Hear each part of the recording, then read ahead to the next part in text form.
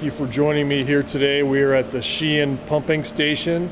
This is one of the 10 water treatment stations that we have in the MLGW system. We're very near the University of Memphis today, and I wanted to give you this update on what's transpired with our water system since about Thursday and tell you where we are today. As you all know, because of the very cold temperatures, we suffered some broken pipes in homes, businesses, and water mains on Thursday. That caused the water pressure to drop in certain parts of the service territory, causing me to issue a boil water advisory for the northwest and southeastern part of our service territory. On Friday, the pressures continue to fluctuate, causing me to expand that boil water advisory. And as you know, we discovered more broken water mains and more customers who had broken pipes. Yesterday, on Saturday, our prime mission was to find and fix broken pipes in our streets at residents and businesses, and today we have continued that work. To this point, we have found and repaired 41 broken water mains, more than 4,000 customers, that is residential and commercial customers, whose water we have had to cut off because they have had broken pipes, and more than 95 fire protection systems that had either burst or were turned off so that they did not burst. Now, the good news is that because of that work, the pressures in our system today are beginning to build back up. And as you know, some customers, when we had that low pressure, are having a no water condition. Today, some customers who had no water are beginning to see water flow in their homes and businesses again. And we know that over the next 24 hours, that is going to continue. So more and more customers who did not have water should begin to see their water coming back on over the next 24 hours. Now, there will be some small number of customers who do not get restored by tomorrow evening, and maybe overnight on Monday into Tuesday morning by the time we get them fully restored.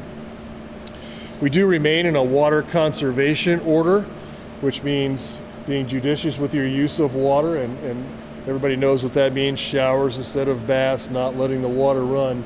And on a day like today, I know it's tempting to go get your car washed. I'm going to ask everybody please not to do that. Number one, that consumes a lot of water, but number two, starting tomorrow afternoon, you're in for about 3 straight days of rain. So your clean car is going to get rained on anyway, so there's really no need to do it. That will clean off any of the sand and salt that you may have on your car anyway. So if we remain on this very positive path, and we are on a positive path, I believe that by Wednesday we will reach pressure sufficient for us to take samples from our water system. And as I've talked to you all about before, that means those samples go in the lab, and I have about 18 to 24 hours later I should get those results. Assuming good results, we think that means a Thursday for lifting of the boil water advisory. That's a tentative timeline for now for people to plan to. I do want to say that while we have been navigating this pretty difficult water distribution challenge, last Wednesday, TVA had its all-time peak high electric demand. This morning, at about 9 o'clock, TVA had its second highest peak ever in its history. Our systems here at MLGW and the TVA systems responded very well to that. We didn't have to put any electric conservation order, and we were able to meet everybody's electric needs. So really good performance of the electric system during what are some pretty uncharted territory for electric demand.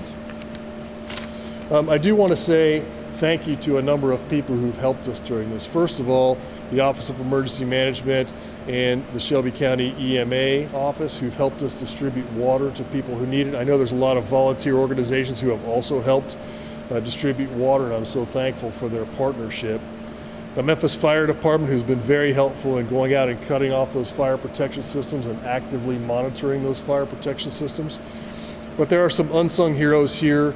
The folks who are out in the street turning the water off, the MLGW crews who are working 24 hours a day to make sure that they are, and sometimes they're in hip-deep water getting to these water mains to turn them off. So our crews are performing really well.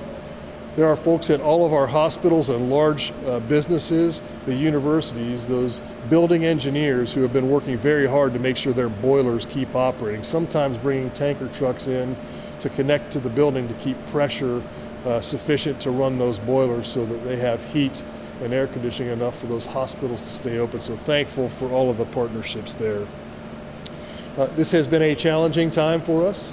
As we talked yesterday about, I think colder temperatures are here to stay, so we'll be talking about what we can do in the future to add new capacity to help serve customers, what recommendations we might have for customers to help with burst pipes and avoid those in the future.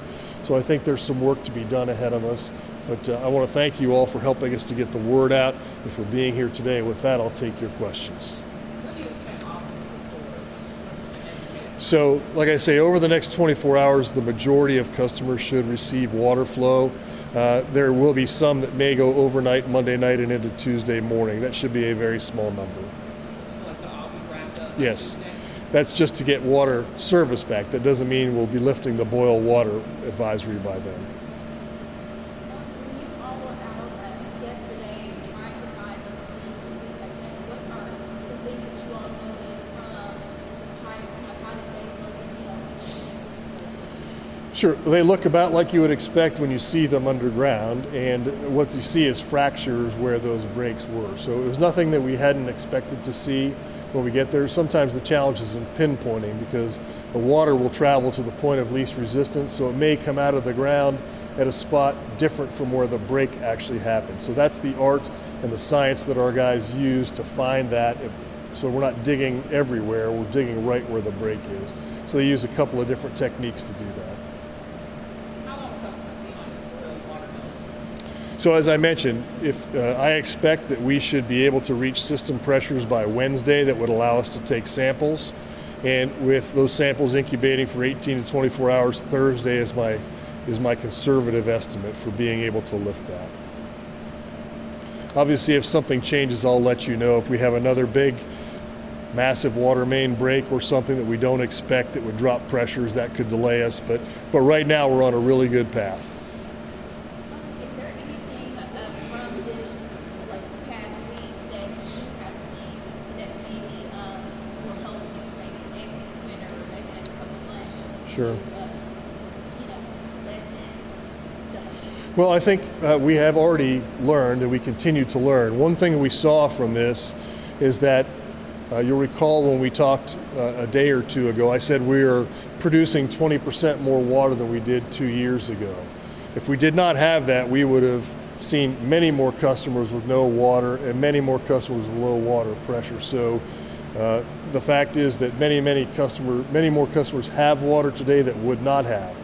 Now, in this coming year, we have a plan to put about 5 new wells in, which will add more capacity. We'll be looking with our team at what's possible for adding more capacity, but that's in our plan to add because we know that is key to success, is having more supply to push out. So look for us to add 4 to 5 new wells this year if we can afford to add more, because we know that's the number one step. If I don't have the supply to pull from, then I can't really push it out. So that's the first step, and we have already seen some improvements because of those investments over the last 2 years.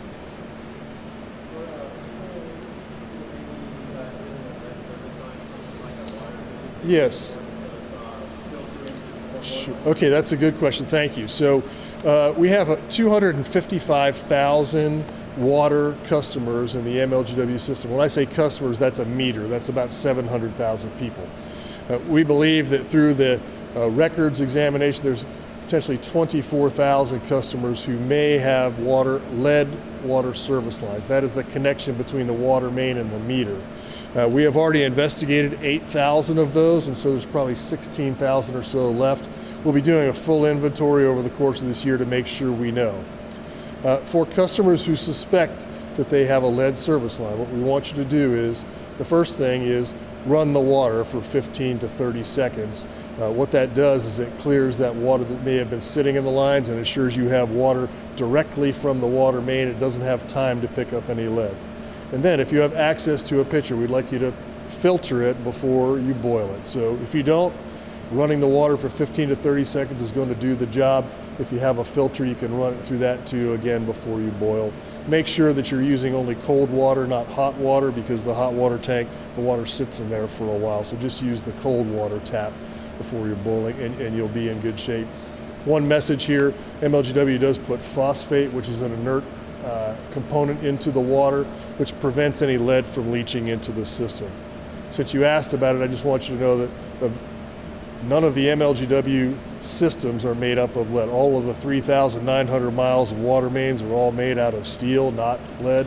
It's just the small service line that goes from the water main to the house, about 24,000 of the 255,000 that might have that. So, and we have been replacing those since 2012. We're on a pace to continue that until we get all of them replaced.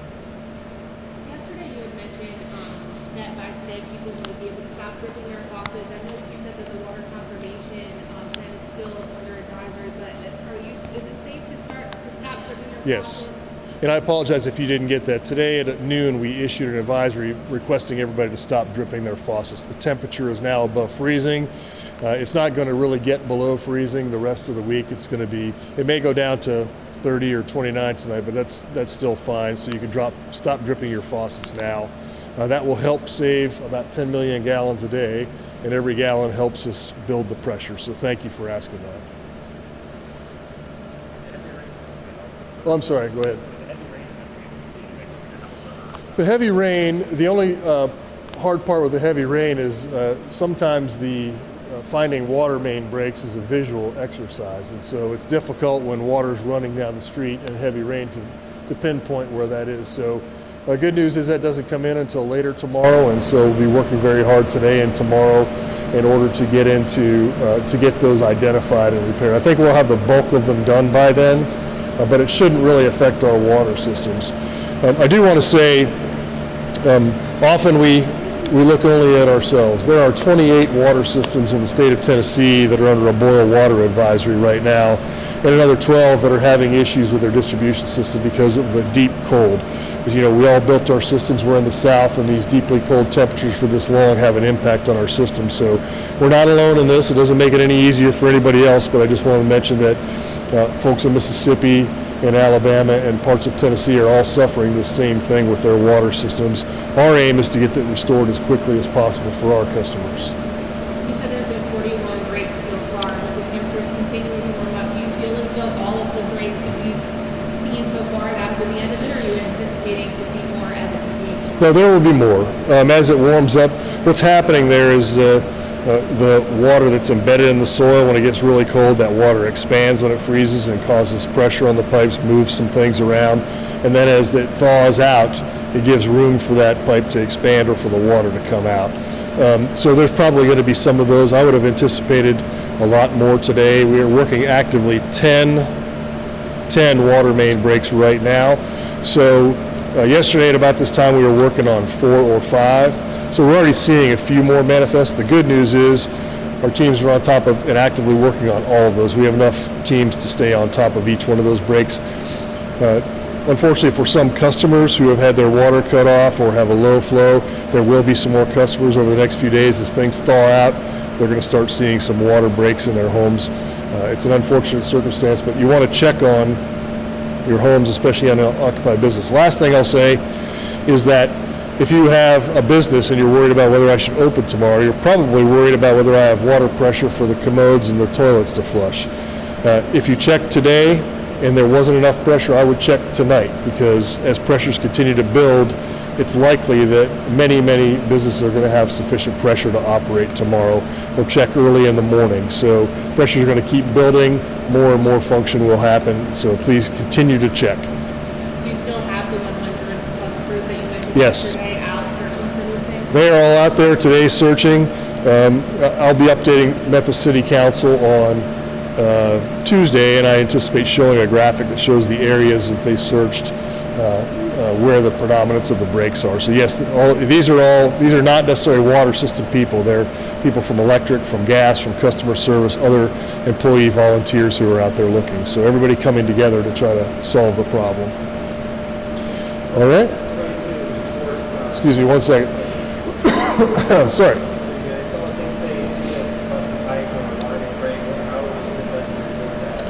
There is a water break number. Say it out loud. 544-6549. 544-6549. Sorry. Any other questions? That's if you see a water main break. I know you just talked about different areas. We do see a lot of blight here. Blight? Blight. Yes. Yeah, here in Memphis. Is that an issue causing, water main breaks or, pipes bursting in homes that are not even I think that's a really good point. We saw yesterday 2 vacant buildings that were commercial properties that had water coming out of them. There was nobody there to monitor. They do not have a monitored fire protection system. At this time, I don't know if it was a fire protection or domestic water, but they had lots of water coming out of their buildings, and there was nobody there minding the store. We try very hard to contact owners. We look at all the property records to see if we can get in touch with them. Sometimes you just can't, and our team has to go secure the water so that we can move on and protect the rest of the system. But that is an issue, abandoned buildings. We saw that 2 years, or I guess last year in December, when we had a number of folks that were not in their buildings and fire protection systems burst and there was nobody there. I wouldn't call it blight, but again, the commercial appeal building this year, there was nobody there, and that had a fire protection system that broke and caused a lot of water coming out. We got that turned off pretty quickly, but that is an issue. Anything else? Are y'all happy I brought you inside today instead of outside? So much better. So this concludes our presser today. If you have any questions, Alonzo's here, and we could probably ask any questions about the water treatment system. If you're interested at all, we could point and talk on your way out if you want. But again, water comes up through the wells. We could point what one of those looks like. It goes to the aerator where it comes down. It breaks up the water to get any gases that are trapped in the water, any smells that come out of the ground. It flows over via gravity here. And while it looks like there's not much happening in these filters, water is coming into these filters and flowing down through several feet of sand where it's taking out any of the particulate. And then it goes down underneath us in a gallery into very large pipes where it is, there's some phosphates that I mentioned that are added. The fluoride is added in there and a disinfectant is added just to make sure that the water stays clean all the way out through the system. And then it goes out into a large 10 million gallon reservoir behind us. And then there's a very large pump that pushes it, a series of pumps in our pump building over here that push the water out into the water mains. That's how our water system operates here. It's a very simple system, and that is a credit to the quality of water we're pulling out of the ground. We don't have to do very much to our water besides aerate it, run it through a filter, and put a little disinfectant in there to make sure that it stays good all the way through the system. So if you have any questions, please make sure you ask. All right? Thank you, everybody. I appreciate it.